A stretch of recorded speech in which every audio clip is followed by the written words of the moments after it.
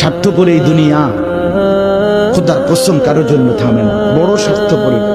হ্যাঁ, যেদিন বাপের জানাজা পড়ে, যেদিন বাপের লাশ কবরে দাফন করে, সেদিনও বংশধর সন্তান ছেলে মেয়ে ঘন্টাখানিক 2-4 ঘন্টা কাইন্দা কাটটা হইলো, রাতের বেলা ঠিকই ভাত খায়। হ্যাঁ,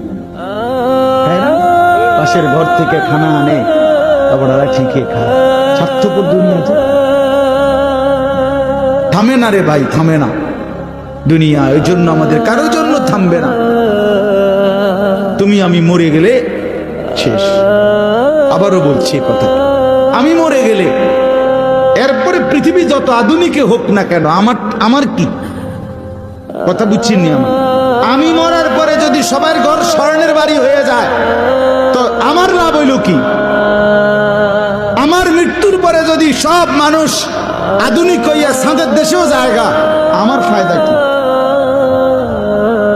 আমি তো না, আমি তো মরে গেলাম। যে কবরে চলে গেল সে কি আর ফিরে আসবে? আল্লাহ আমাদেরকে বুঝ দান করে।